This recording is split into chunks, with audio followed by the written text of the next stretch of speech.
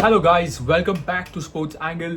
आई know काफ़ी दिनों के बाद आया हूँ, काफ़ी वक्त हो गया है अपलोड करके, बट सही टाइम मिल नहीं रहा था एंड आई थिंक अभी सही वक्त है।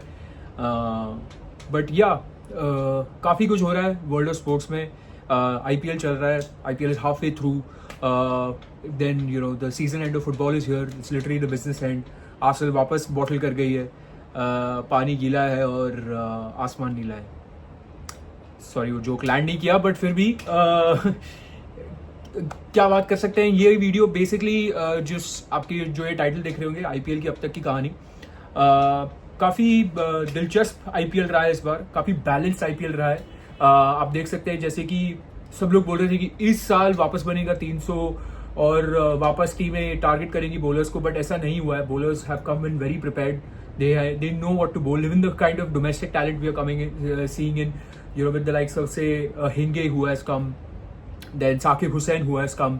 All these guys have been added to the pace battery. Mukesh Sharma, for example, who's now doing very well for Delhi Capitals.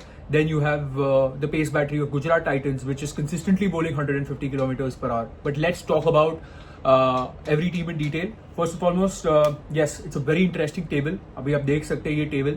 पहले नंबर पे है Punjab kings, who are unbeaten. They playing probably the cricket of their life. ऐसा कभी लग नहीं रहा है कि उन्होंने एक फाइनल खेला था जो वो हार गए थे, उसकी कोई निराशा की कोई निशान दिख नहीं रहा है। श्रेयस अय्यर वैसे ही प्लेयर है जैसे लास्ट सीजन थे, एकदम डोमिनेटिंग, असर्टिव, अच्छे कप्तान। और दूसरा है आरसीबी जो लास्ट ईयर के विनर्स हैं। ऐसा नहीं लग रहा है कि एक चैंपियनशिप फटीग जो होती है या फिर एक चैंपियनशिप डिलेमा जो होती है, इनफैक्ट साइड और भी स्ट्रांग लग रही है। तीसरे पोजीशन पे है राजस्थान रॉयल्स, जो मुझे लगता है कि अभी शायद से डगमगा जाए, क्योंकि हमेशा हमने देखा है कि गेम वीक 7, गेम वीक 8 के आसपास वो अपनी बेहतर क्रिकेट नहीं खेल पाते हैं। बट ये साल हमें कुछ डिफरेंट देखने को मिला है। काफी जो पावर प्ले का एक बैटिंग करने का टोन होता है वो आरआर के बैटर्स ने सेट किया। विद लाइक से वैभव सूर्यवंशी हो गया, यशस्वी जायसवाल, ध्रुव जुरैल, इन्होंने एकदम ताबड़तोड़ बल्लेबाजी की है। चौथे स्थान पे ऑफकोर्स है एसआरएच ने अच्छा रिसर्जेंस बताया after a couple of few matches where the bowling was talked about. इतनी अच्छी नहीं थी उनकी बॉलिंग। एंड यार एक चीज मैं वापस बताना चाहूंगा कि इंडियन कोर और इंडियन जो डायस्पोरा है when it comes to IPL, when it comes to like the youth players, is always something which is going to be winning you the IPL and most importantly will help you do well. तो I think SRH found that formula with हिंगे as well as Saqib, inducing into them into the squad has really helped their pace battery. And you are a special kind of a bowler if you are getting in 3 or 4 wickets in your first over as a player at Hyderabad in your debut match against the likes of say Rajasthan Royals, who's also batting style काफी similar है उनका भी। 5वें स्थान पे CSK, of course very good resurgence and a very good resilience they have shown as well. Not as well as SRH, but maybe because of that. But again, we'll see it probably tomorrow, how they perform against GT, which is slightly a much more difficult opposition. Now, I don't want to talk about the lower half of the table, who's 6, 7, 8 and 9. These are the 4 teams which have been there. Predominantly, हमने देखा है कि जो एकदम legendary names रहे हैं ये IPL के, जैसे हो गया KKR, CSK एंड सबकी चाहिए थी मुंबई इंडियंस। मुंबई इंडियंस पे हम लास्ट पे आएंगे। सीएसके का प्रॉब्लम क्या रहा है, of course they are injury ridden. काफी सारे प्लेयर्स हैं जो चोटिल पड़े हुए हैं एंड लॉन्ग टर्म इंजरीज हुए हैं उन्हें। एंड धोनी की जो नामौजूदगी में जो अगर प्रॉब्लम होते हैं, जैसे कि अगर यंग प्लेयर्स को अडेप्ट करना मुश्किल हो जाता है। चेपॉक की विकेट्स ऐसे नहीं है कि आप उधर जाके बस बॉल घुमाओ और बॉल घूमती है। एक तरीके का एक ग्रिप आपको पकड़ना पड़ता है, एक तरीके की टोन, पेस सेट करनी पड़ती है। जो एक्सपीरियंस प्लेयर्स जो उनके पहले थे, जैसे रविंद्र जडेजा जैसे हो गए, अश्विन हो गए, उन्हें वो मालूम था कैसे करना है। जैसे कि धोनी का एक अलग नियंत्रण होता है स्पिनर्स के ऊपर, और वो नियंत्रण अभी इस बार दिखा नहीं है। इसके बाद अगर हम बात करें ऑफ कोर्स केकेआर ऐसा लग रहा है कि उनके पास सब है, अच्छे ओपनर्स हैं इन Ajinkya Rahane, Tim Seifert and इन फिन एलन। जो मुझे लगता है कि Finn Allen and David Seifert should open, because this is what we have seen in the world cup. यही वर्ल्ड कप में हमने देखा है कि उन लोग की ताबड़तोड़ बल्लेबाजी पावर प्ले में काफी अच्छी सफलता दी है वो न्यूजीलैंड को during the world cup. I don't know वो कॉम्बिनेशन के साथ क्यों नहीं उतर रहे हैं। मे बी उन्हें लगता है कि अप फ्रंट उनको एक स्टेबिलिटी चाहिए, but I think T20 power play batting में अभी ये जो थीम ऑफ द आईपीएल रहा है कि आपको मैक्सिमाइज करना है, जितने रन आपके बनेंगे वो तभी ही बनेंगे, बिकॉज नेचुरल स्लो डाउन जो इनिंग्स का है वो तो आना ही है, और वो एकदम आप भले ही कुछ भी कर लो वो तो आएगा ही आएगा। बट आगे जाके जब हम बात करते हैं अबाउट KKR, लोग बोल रहे हैं कि बॉलिंग शायद से पति राणा नहीं है, वो नहीं है, पर इनके पास स्पिन कितना अच्छा है यार। नरीन है, वरुण चक्रवर्ती है, और कोलकाता जैसी विकेट पर जहाँ पे बॉल थोड़ी रुक के आती है, थोड़ी फिसल के आती है, उस तरीके के जो बॉलर्स है और जैसी इनकी काबिलियत है वो बिल्कुल ही मतलब ऐसा मुझे काफी आश्चर्य हो रहा है कि ऐसी परफॉर्मेंसेस लेके आ रहे हैं यार वो लोग। तो मुझे लगता है KKR, I don't know, somehow एक X factor missing है, you know, somehow some year they've always come up with some X factor. In the 2024 winning season they had Stark.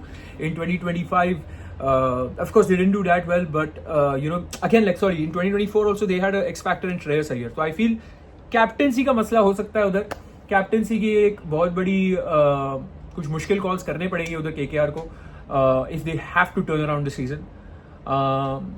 अब बात करते हैं मुंबई इंडियंस की। यार मेरी टीम है, अच्छा नहीं कर रही है, एंड मुंबई इंडियंस यार मतलब ऐसी टीम है जो जिसको आपको देखने में भी मजा आता है, and as a neutral fan also in the IPL you know ऐसा लगता है कि यू नो जब मुंबई इंडियंस अच्छा करती है तो IPL अच्छा करेगा, कंपेटिटिवनेस बढ़ती है, काफी अच्छे जो दूसरे टीम्स जैसे कि CSK हो गया, RCB हो गया, इन सबके मैचेस देखने में भी मजा आता है।